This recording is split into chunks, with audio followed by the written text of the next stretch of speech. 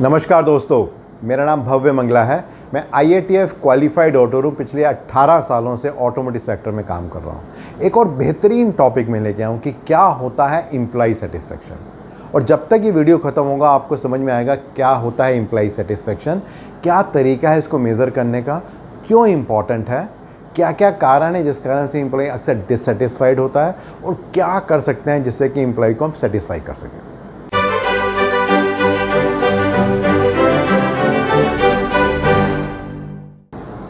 Well in general अगर हम बात करते हैं इंडस्ट्री में या अपनी रूटीन की लाइफ में, तो कुछ ना कुछ हमेशा हम ऐसा कर रहे होते हैं जिससे कि हम सेटिस्फाइड फील करते हैं। अगर एक बुजुर्ग आदमी को हम सड़क पार करवाते हैं तो हमें कहीं ना कहीं अंदर खुशी मिलती है।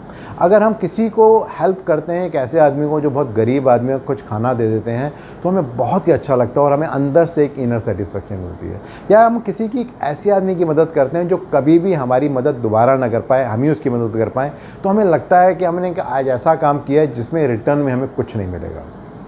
कुछ कुछ इसी तरह से ही इंडस्ट्री में भी होता है, जहाँ पे जो एम्प्लॉय का सेटिस्फेक्शन है वो बहुत ही इंपॉर्टेंट होता है। एक बहुत ही पॉपुलर कोट है और उसमें कहा जाता है कि जिस तरीके से एम्प्लॉइज़ कंपनी में फील करते हैं उसी तरह से उस कंपनी के लोग भी फील करते हैं। और अगर एम्प्लॉइज़ फील नहीं करते कि वो बहुत अच्छा महसूस कर रहे हैं इस कंपनी में, तो बहुत ज़्यादा पॉसिबिलिटी है कि उस कंपनी के कस्टमर्स भी उस तरह से सेटिस्फाइड फील नहीं करेंगे। एक बहुत पॉपुलर थ्योरी है जिसको हाइजीन थ्योरी कहते हैं। उस थ्योरी में ये कहा जाता है कि अगर हम अपने एम्प्लॉइज़ को उतना ही दे रहे हैं जितने से उसको सेटिस्फाइड रहे और उसकी रिक्वायरमेंट्स पूरी होती रहे, तो वो उतना ही काम करने वाला है जितनी मिनिमम रिक्वायरमेंट है।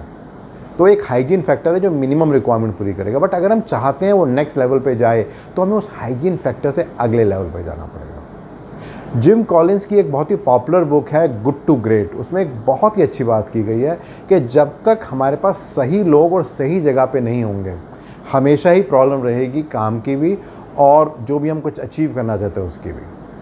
और जब हम बात करते हैं एम्प्लॉय सेटिस्फेक्शन की, तो यहाँ पर उसका बहुत इंपॉर्टेंट रोल है। क्योंकि जब हम बात कर रहे हैं एम्प्लॉय सेटिस्फेक्शन की, प्राइमरीली हमारा इंटेंट ये है कि जो आदमी जो भी काम कर रहा है क्या वो उससे खुश है या उससे खुश नहीं है।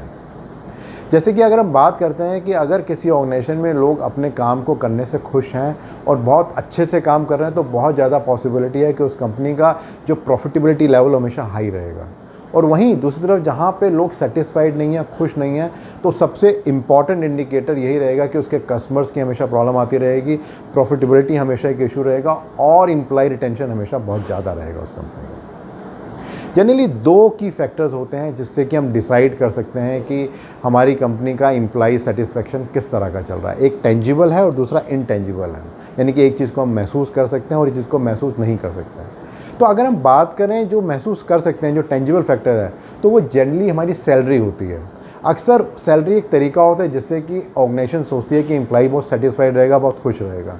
पर जो दूसरा फैक्टर होता है इनटेंजिबल फैक्टर, जहाँ पे हम कोशिश करते हैं कि एम्प्लॉय की वेलफेयर कैसी रहेगी, एटमॉस्फेयर किस तरह का रहेगा, रिलेशनशिप किस तरह की रहेगी, उसके बेसिस पे भी फोकस किया जाता है। बट जिन कंपनी में सिर्फ टेंजिबल फैक्टर पे फोकस किया जाता है, वहाँ पे आदमी काम उतना ही करता है जितना ज़रूरी होता है और इसके अलावा वो ज़्यादा काम करने की कोशिश नहीं करता।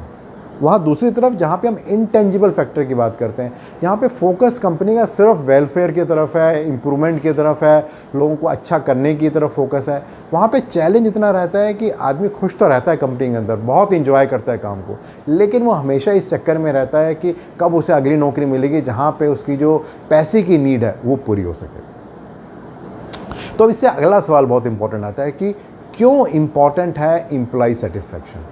तो उसके कई सारे फैक्टर्स हैं जिसको हम अंडरस्टैंड कर सकते हैं। उसमें जब हम बात करते हैं सबसे पहले फैक्टर की, तो सबसे पहला फैक्टर है वो बात करता है विद रिस्पेक्ट टू नोइंग के हमारे यहाँ पर जो भी एम्प्लॉय वो आज के टाइम में कितना सेटिस्फाइड है, क्योंकि उसी के बेस पे हमें पता लगेगा कि हमें आगे क्या करना है।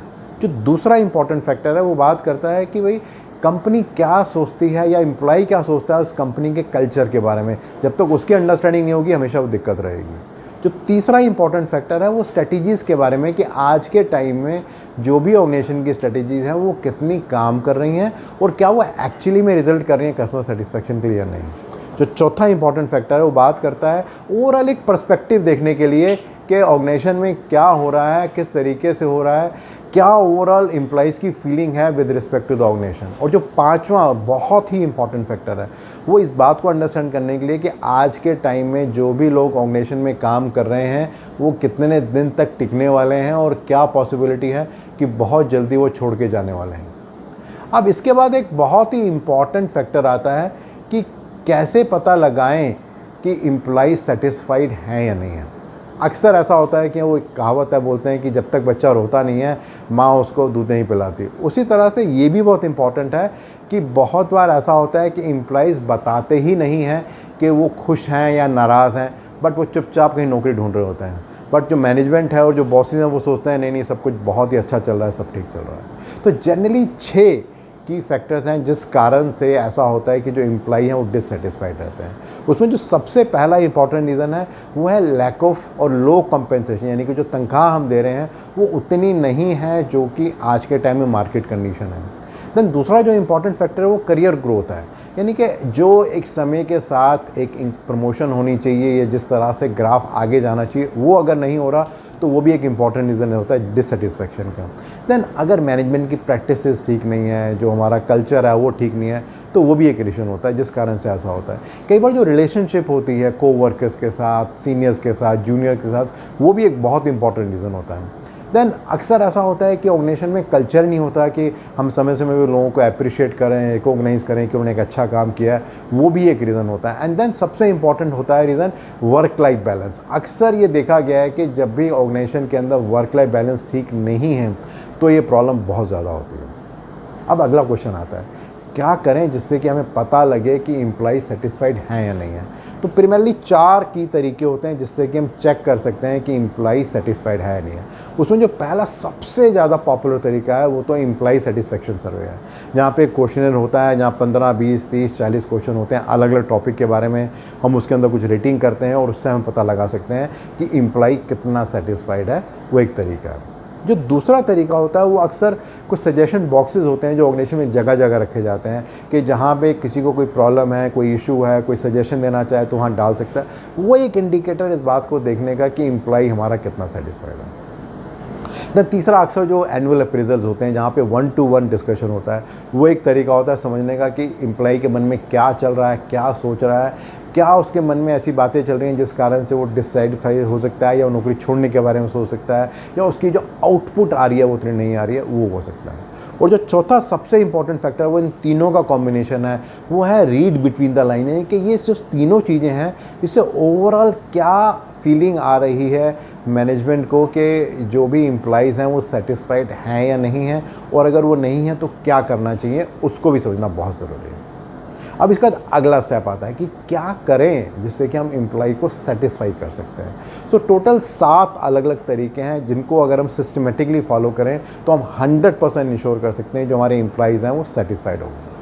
उसमें जो पहला और सबसे इम्पॉर्टेंट तरीका है वो बात करता है विद रिस्पेक्ट टू कि हम एम्प्लॉइज़ को कितनी रिस्पेक्ट दे रहे हैं।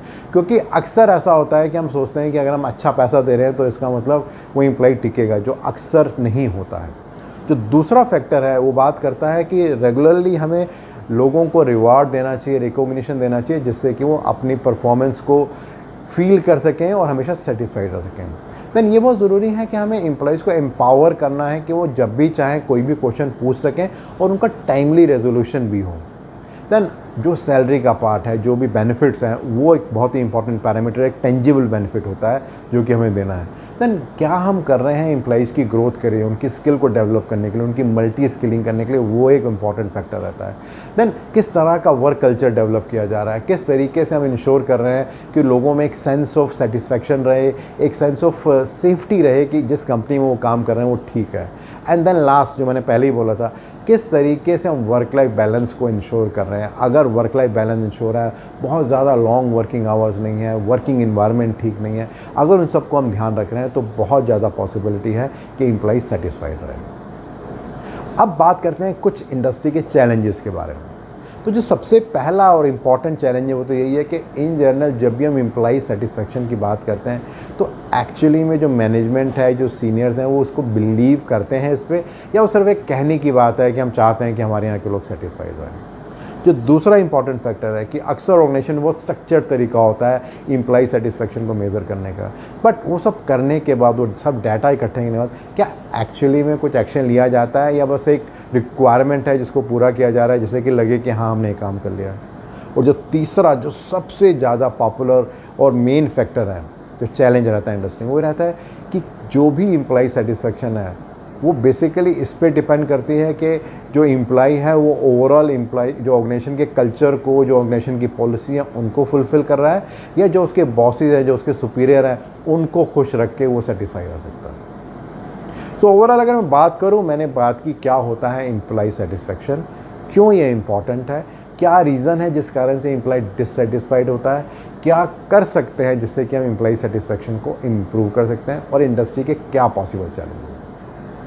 मेरा जो अगला वीडियो रहेगा वो इसी सीरीज़ में रहेगा, ट्रेनिंग, डेवलपमेंट एंड एचआर की, जहां मैं बात करने वाला हूं ऑन जॉब ट्रेनिंग के बारे में। रेगुलरली बहुत सारे फीडबैक आ रहे हैं और हेल्प कर रहे हैं अंडरस्टैंड करने के लिए आपकी क्या एक्सपेक्टेशन है, सो प्लीज़ उसको आप कंटिन्यू कीजिए। तो अगर आपको लगता है कि इस वीडियो को आप और डिटेल में जानना और समझना चाहते हैं तो नीचे आपको एक लिंक मिलेगा, उसे आप क्लिक करेंगे तो एक ब्लॉग आपको दिखेगा, वहाँ और डिटेल में जानकारी मिलेगी आपको इस पर्टिकुलर वीडियो के बारे में। तो अगर आपको लगता है कि इस तरह के वीडियोस एंड ब्लॉग यूज़फुल हैं तो आप हमेशा अपने फ्रेंड्स एंड कोलीग से शेयर भी कर सकते हैं, और मेरे यूट्यूब चैनल और मेरी वेबसाइट bhavyamahila.com को सब्सक्राइब भी कर सकते हैं। धन्यवाद।